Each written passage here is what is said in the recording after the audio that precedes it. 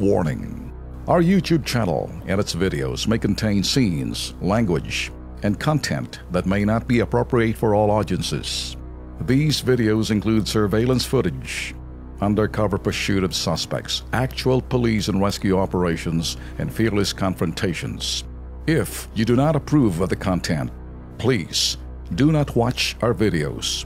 If you wish to continue, we strongly advise that you proceed with caution. Viewers' discretion is advised. Ito na si Eileen Canido ay umalis ho siya sa kanyang amo dahil lagi raw siyang sinasaktan. Sumbong OFW naman to. Ngayon ay nasa pangangalaga na siya ng agency sa Kuwait, pero kinukulong naman daw siya doon at ayaw pa rin siya pauwiin. Ayon sa kanya, may nagpunta raw roon na taga-embassy pero pinatago lang daw sila. Hindi maganda ang kalagayan niya sa agency dahil sumasakit na ang kanyang likod at hindi na maayos ang pagkain. Ito, panoorin natin ang kanyang panawagan. Nakalaman niyo na, tulungan niyo po mag-uwi ng Pilipinas. Yung amo ko po, sinasaktan po ko. Sinuhot po sa mukha ko yung kutsilyo. Malapit po matusok yung mata ko. Tumawag po ako sa agency, kaso po sabi po ng Pinay doon, hindi ka naman namatay, di ba? Hindi naman natusok yung mata ko. Hihintayin ko pa po ba yun? Nakagawa niyo na po, sir. Gusto ko na po umuwi ng Pilipinas. Okay, mabilis ang aksyon to. No? Sa linya ho natin si Menda Mora Etang, Manager ho ng Global Resources ng CDO Branch. Magandang hapon po sa inyo, ma'am. Magandang hapon po, sir. Okay. Menda, narinig mo naman siguro kung ano ho yung sumbong ho rito na tinutukan ng kutsilyo, muntik matusok ang kanyang mata. Ano ho ba talagang ginagawa ng agency natin? Sorry, sir? Anong ginagawa ng agency natin dito sa kaso ho, itong OFW na tinutukan ng kutsilyo ho, dito sa sumbong nyo? Okay. Ganito po ang nangyari, sir. No? Naka-receive ako ng chat message ni Eileen na hindi okay yung kalagayan niya dyan sa kanyang amo. So, na-request ko yung family niya. Pinapunta ko po dito yung live-in. Unang napunta dito sa office, yung live-in partner niya, si Mr. Romeo. Pinagawa ko po ng complaint letter. Friday nung napunta dito si Mr. Romeo sa office. Pinagawa ko po siya ng complaint letter. Kaya lang in-explain ko din kay Mr. Romeo, pag Friday kasi, ang Middle East countries, Menda, ganito na lang. Alam ko magpapaliwanag ka. Pakiulit ng sinabi mo, pinagagawa mo ng complaint letter yung ka-live-in partner? Yes, sir. Pinaward ko yun kung di ka ba naman, ay sus, kung magagalit ako nito eh. Eto na nga yung video yung pinadala sa amin dito sa Kilos Pronto sa PTV4, si Ben Tulfo, kasama ko si Alex Santos, live tayo sa PTV4 nationwide, napapanood tayo kahit sa ibang bansa na may mga OFW. Ayaw na ayaw kung sasabihin mo magsulat ng complaint letter. Ano kaya ikaw ilagay ko? Ganitong sasabihin ko, ang daling sabihin yan. Ang gusto ko lamang, kumilos ka na. Tigilan mo na, kasi nakikinig sa atin ang OWA. Eto ha, pakinggan mo, diyan ka sa telepono, no? Pakinggan mo ang sasabihin ng Head and Advocacy Social Marketing Division ng OWA, si Josephine Tobia. Makinig ka, ha? Ma'am Josephine, magandang hapon po. Good afternoon po sa inyo. Yes. Okay. Narinig niyo ho, sinabi, pinagagawa pa rin ng complaint letter, tinutukan na ng kutsilyo, muntik matusok ang mata ng pobreng OFW natin, nagmamakaawa ho, tinatago ng agency sa pag may pumupunta raw taga-embahada, so hindi nakakausap. Ngayon, ma'am, nagmamakaawa sa atin. Sabi naman ng agency, pinagagawa muna ng complaint letter yung kanyang ka-live-in.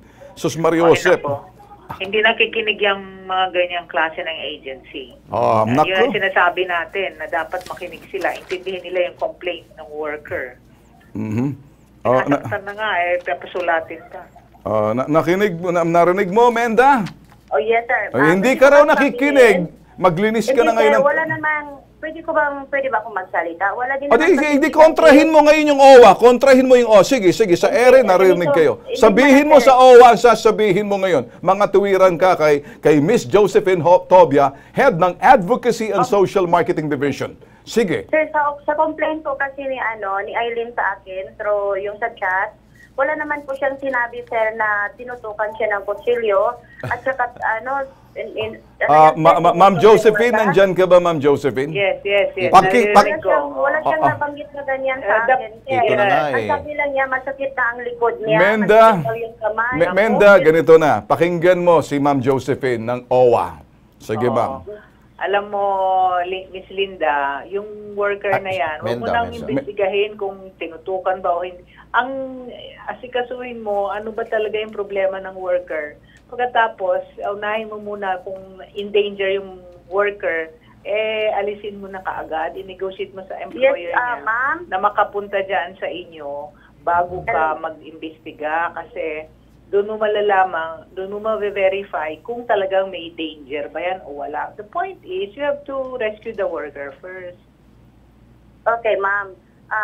Friday, ma'am, no, nakagawa kami ng complaint letter. Nag-follow up ako ng complaint letter sa Monday. Pagka Tuesday, nakapag-chat na sa akin si Eileen na nasa counterpart office na siya. Ngayon, ang sabi kasi ni Eileen sa akin, gusto ko nang umuwi ng Cagayan de Oro sa lalong madaling panahon. Ang sabi ko naman kay Eileen, mas much nandyan ka na sa ating office, safety ka na, wala nang sino mang mananakit sa'yo. Hintayin mo na lang kasi pinaprocess na ang yung exit. Pag i-exit sa Kuwait.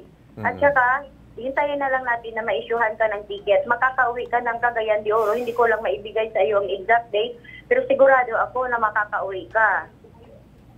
Kasi Tuesday nandun na siya, ma'am. Kung tutuusin, madali lang naman siyang nakuha ng aming counterpart. Menda, sandali lang, ano? Alam mo ba, Menda, yung agency counterpart nyo sa Kuwait, nananakit din kay, dito sa ating, kay Eileen?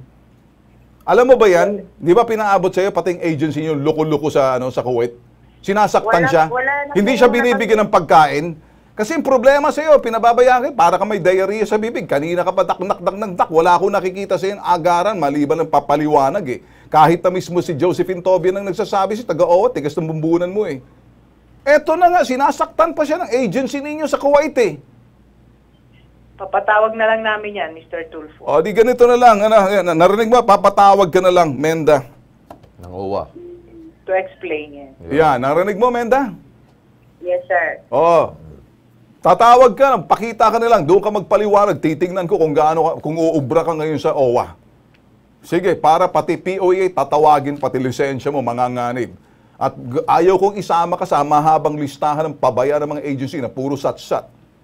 Malinaw. Patatawag ka na, total, papatawag ka na. Sige, larga ka na dyan. Okay, Ma'am Josephine, thank you, ha? Yes, welcome. Alright, Welcome. sige.